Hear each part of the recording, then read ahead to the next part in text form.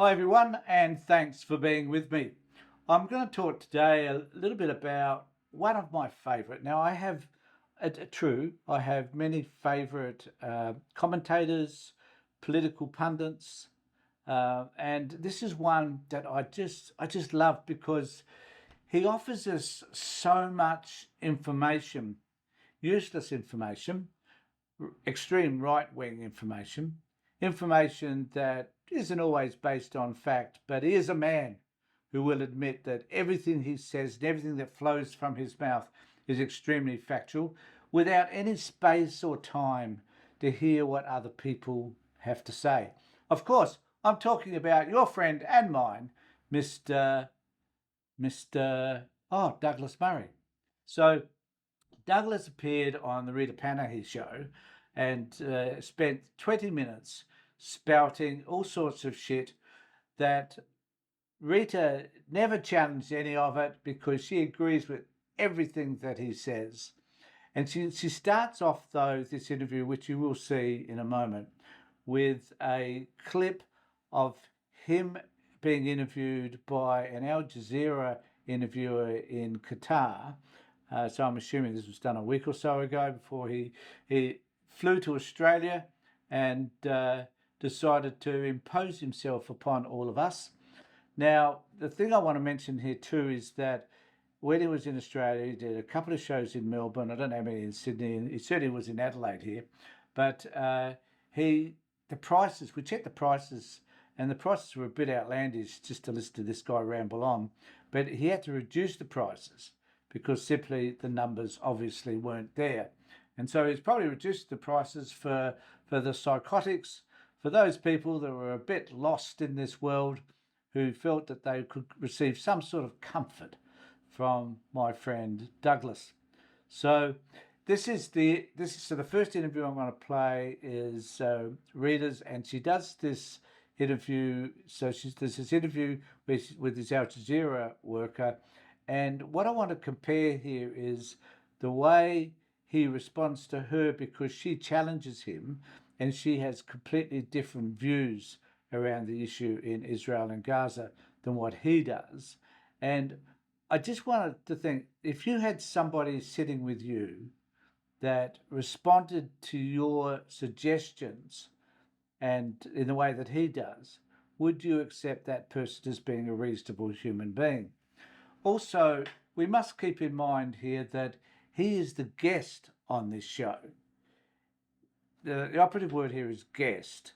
He's here to be interviewed about his version of events, and she asks him questions that are challenging around those versions, and this is how he responds. And then after this first initial part of this clip, I'm also going to play part of this full clip, which Rita didn't show. She only showed this confrontational bit, and I'll play this other one, which actually is on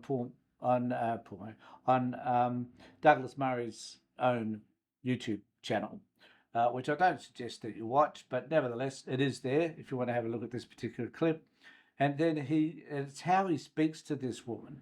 And so I wonder I don't know whether it's a degree of misogyny, complete disrespect for other people. But if that is his mindset, it does tell us a lot about who this particular man is. So this is the first clip, which is the Rita Panahi interview.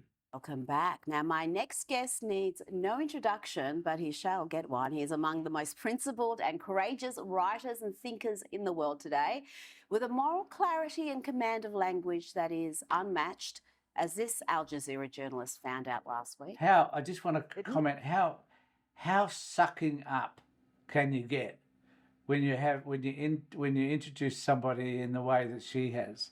It just tells us a great deal about what we can expect from this interview. It is internationally recognized. No, it's not. No, I want to move. That's your view. Hang on, that's your view, and I have to correct your view. Our view I different. Correct. No, it doesn't. The fact. So interestingly enough, she's not allowed to have a view because he has a different view. rather than just hearing what her view is and then placing your own view over the top of that, he has to insist that her view is not based on facts, because in this case, apparently, the facts that he has, because as he says 1,000 times during this interview, he's travelled everywhere. He's been to all the war zones. He knows all that there is to know about war and conflict. The problem with Douglas Murray is that he doesn't know how to deal with interpersonal conflict. So I fail to understand how he has any real concept of conflict at all. Our views might differ, but the facts are the facts. And I want to pick you up on something you just did. I'm You said- interviewing you. I know, but Yes. I think you're uninformed. No, no, no. So let me just. Pardon. You are uninformed. Oh, really? First of all, Yes. you didn't say that Egypt is blockading Gaza.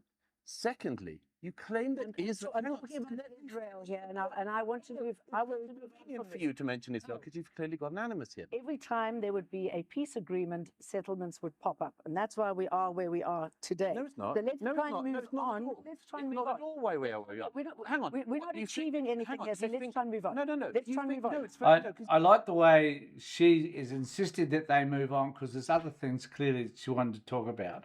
But he wouldn't allow that to happen because he's a jerk, basically, and because he must have his point of view heard and his point of view is right.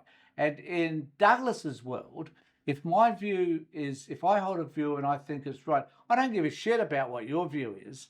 It's clearly wrong because it's different to my own, as opposed to accepting. And this is the problem with this man. He cannot accept that there may be other views that are different to his. Neither of them might be right or wrong. They might be just different perspectives of the same problem. And I must confess, I find it extremely frustrating that he's so irritatingly obnoxious. You just did it again. You just threw in another false fact. We are not where we are today because of settlements in the West Bank that are disputed. That's not why Hamas broke out of Gaza on the 7th of October and massacred people in their homes. As That's we know, that's Hamas not got because of the West Israeli Bank, and support. you well And we- know that. Yeah. We have to note here we use the words they broke out of Gaza. So he talks a lot about the fact that the Palestinians are not encased in or locked in this this type of prison. That in fact he argues that they're not prisoners at all, but he just said that they break out of Gaza. So clearly they were captured within Gaza, and then they found a way to break through the boundaries and do the attack. And the other thing that needs to be mentioned here is that we can hold two truths at the same time. And we could say at one level, and certainly I will say this, and most people say this, that what Hamas did on the 7th of October was horrific. And it brought about, or it instigated or accelerated this war. I would suggest that this war was likely either way, but and it was probably fueled to some extent by the IDF. But nevertheless, we can say what they did on 7th October was horrific and that they are a terrorist group. Okay, done, dispersed, dealt with that.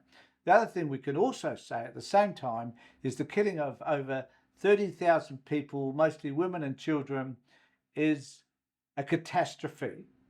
That there's no way in the world that we could, in our minds, in my mind anyway, justify the killing of that many people. But people like Douglas, they can't accept, for whatever reason, that the killing of those people is proportionate. They can't accept for a moment that anything that the IDF have done has been wrong. And I find that inconceivable, given the volume of clips and other things that we've seen in relation to this particular war. But he continues. You well know that. Douglas Murray, so good to have you back in the studio. Did you not take pity on that woman? I've got to say, she was smug, certainly uninformed, but wow, the way you humbled her, it was Well, Even I felt a little bit sorry for her. well, I mean, you tend to go into an interview like that. It was in South Africa, in Johannesburg. You tend to go in sort of, with goodwill, assuming that the interviewer is hoping to get something interesting out of you, and that they do so. And occasionally, you go in and you discover, this person is here to slay a dragon. We're normally a welcoming lot, but you've had the usual far left suspects very much agitated. They've labelled you right wing, a racist, supporter of genocide. Let's have a look at some of the chants we're seeing accusing you of supporting genocide. Gosh. Douglas Murray,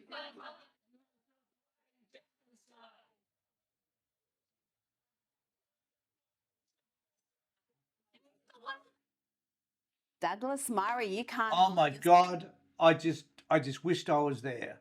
That he is supporting genocide because he's not talking about what the IDF is doing to the Palestinian people in Gaza. And my guess is that there were more people standing outside protesting that actually went to his event.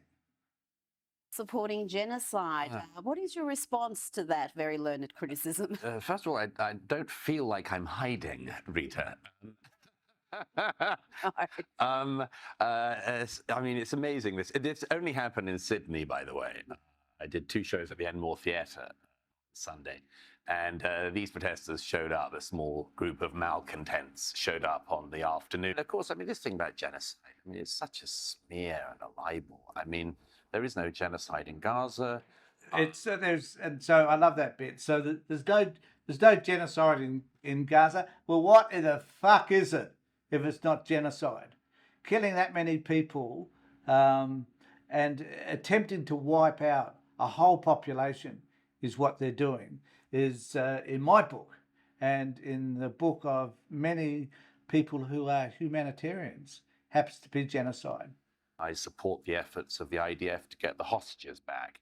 And if these people, by the way, if they I mean, they're such geniuses, so they know how to spend their weekends. So the other point there is that if there's 200 hostages, then it's okay to kill over 30,000 people. Hollering. If they're such geniuses, they should really come up with an alternative plan for the IDF to get back the children and women and men who are still in Hamas captivity, and do so with a smaller body count than the one the IDF is currently seeing. And I bet these people don't have that. They think they have all the answers, but they don't. So the other point there that disturbs me is that it is the body count of the IDF that is important to Murray, not necessarily the body count of the Palestinians. I don't understand. Just for the optics of it, if nothing else, you would think these anti-Israeli protesters, or pro-Palestinian as they call themselves, would carry just a couple of signs that are anti-Hamas. Right. Calling on Hamas to release the hostages, calling on Hamas to surrender, calling on Hamas to stop using the Palestinian people as human shield. There are very, very similar concerns to other countries I've been to recently, and also specific ones to do with Australia. I mean, of course, you had the referendum last year, and the referendum and issues related to it seem to be a sort of bubbling under the surface thing in this country, it seems to me, because there is this, and I've said this a couple of times to audiences here, that the vision of Australians that I grew up with and you grew up with has changed slightly in our own lifetime. In fact, you might say changed quite a lot. And I see that kind of happy country, frank-speaking, clear-thinking sort of Australian tradition sort of being subdued, like it's this is just so bullshitty, and it's full of little sort of right-wing Sky News Liberal Party network tropes, if you like. So there's this notion that Australia has changed significantly simply because of things like the referendum. And he uses this as an opportunity to talk about how we are changing, because it's like Murray is omniscient somehow, and that he has access to all of this information about who we are and how we should be living our world, our lives. And I can't think of anybody on this planet who is more wrong than he. But nevertheless, this is the shit that he spouts on a network that allows him to express his extreme right-wing views. Out of people. Like, people are made to feel guilty for things they haven't done. Oh, yes. They're made to feel like they're usurpers and colonizers and all this sort of thing.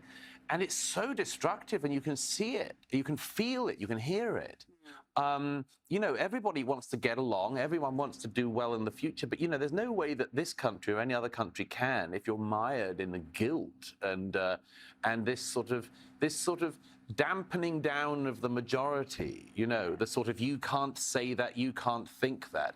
That's why I love referendums, actually. I mean, they're always an opportunity for the general public to kick our political class in the ghoulies, you know. And like Brexit, when it came to this referendum, the race-based referendum, it was a case where you had the entire elite, really, the celebrities, the activists, the corporates, all of them, sporting clubs, all on the side of the yes vote, which obviously the Australian government was backing. And then the no vote wins in every single state. Yes. And that tells you plenty, even in left-leaning states like here in Victoria.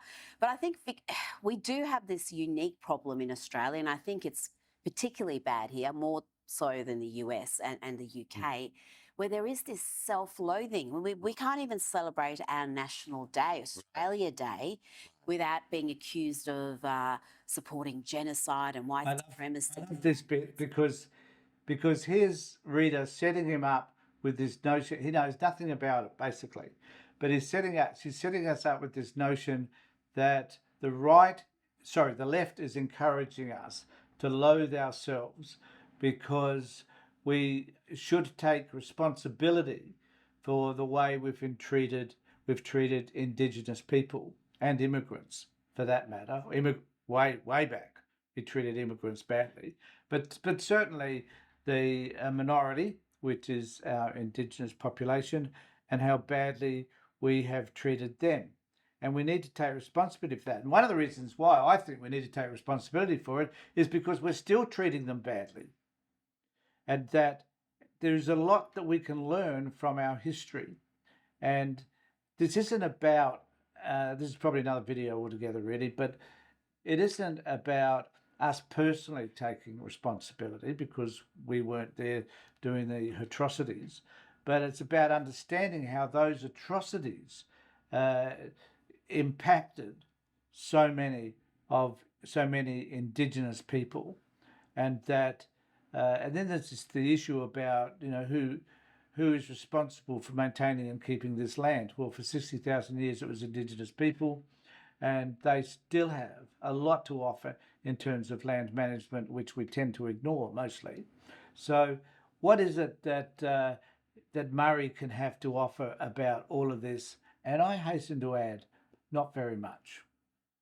Invasion, and it's a harmful day. It's You mad. don't even have that in the UK or the US, where UK, they still revere their traditions. US, there's a great deal of patriotism Yes. across much of the country. But I just wonder what the impact is on a country that seems determined to hate itself. Past. The point is, are we able to get past them? And are we able to say anything good about ourselves? And if in Australia, the whole narrative is just, as you say, genocide yesterday, genocide today, genocide tomorrow, of course people aren't going to be brought up to be proud of their country. And of course they aren't going to see the good things. I would just beg the people who fall into that narrative, which includes a lot of young people who go along with the herd. A lot of young people don't, but a lot of young people do go along with that herd. I would beg them just to go somewhere else in the world, just for a week, and see the comparative rights that you have in any other country in this region and the rights you have here, the traditions in any other region, the traditions you have here, what's gone well in other parts of the region and what's gone well here. And, you know, to revive something I've said to you before in other contexts, there's a reason that the boats come to Australia and they do not leave from Australia to other places. There is a reason. And if the people who do this, there's nothing good about Australia, we're all genocidists and murderers and so on, which is absolutely preposterous. And nobody's guilty of things they didn't do. I'm not going to play any more of this pathetic interview because it spouts word salad of shit. No doubt about that. I have no idea what he's really trying to say there, but I did want to play this clip of where he's having a go at this woman. Actually, I do have to make a correction. She is in South Africa, not Qatar. Al Jazeera's all over the place. So I'll just play this clip for you as well. It was after They two Nakbas, I they- think in 1948 and 1967, when do you want- as I Palestinians were said to ripped from their homes No, that were that's, they that's, were that's originally your, there. That's your I know, so let's specific agree- interpretation let's of the history. agree And to yours is a disagree. very... No. But we can agree to disagree, but don't misinform your viewers. And you can go Likewise. back... Well, I'm not misinforming your viewers. I'm informing them because you're not. The point that I'm trying to Yes, make, which Israel you keep moved away on... from Gaza, and Gaza has been sealed off The ever point since. you keep on trying to distract everyone from is that Israel took every Jew from Gaza in 2005, handed it over to the Palestinians, who then voted in Hamas, and to the great detriment of the Palestinian people. They have been ruled by Hamas for the last 18 years. If you want to look to the source of the conflict, look to that fact. Okay, so how many illegal settlements are there in the West Bank that's also illegal under the United Nations, under international law? Those settlements on the West Bank are illegal. Which ones And do you- I which ones lived are and legal worked in your the view? Middle East, and every time there would be a peace agreement, settlements would pop up, and that's why we are where we are today. No, it's not. So let's No, it's try and not. No, move it's not on. at all. No, let's try and It's move on. not at all why we Let's are try where we and are. move- we're not- Hang on. We're What, not you think- achieving hang anything on, here, so you let's think- try and move on. No. Let's You try and think- move on. No, it's very... No, because you just did it again. You just threw in another false fact. We are not where we are today because of settlements in the West Bank that are disputed. That's not why Hamas broke out of Gaza on the 7th of... So he does this thing where he says, you well know that.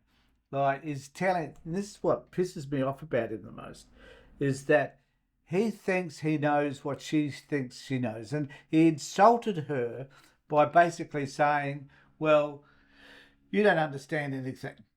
You're ignorant, is what he was telling her. Now, I don't know who this woman is, but I can guarantee you she knows far more than I do, and probably far more than he does, around many subjects, who knows. And I don't know how well she's travelled. She might have travelled as well as what he is. She may be an extremely well-respected journalist, whereas he's not. So I just want to make the point that he's so obnoxious and thinks that he's right on every occasion that I do wonder, who is he attracting? Now, I know there are a number of people who will now have a go at me for the comments I've made around Douglas Murray, and I'm happy to accept them. I'm happy to read whatever silly friggin' comment you want to make or disagreement with me, but I'm not going to tell you, no matter who you are, that for whatever reason you are ignorant.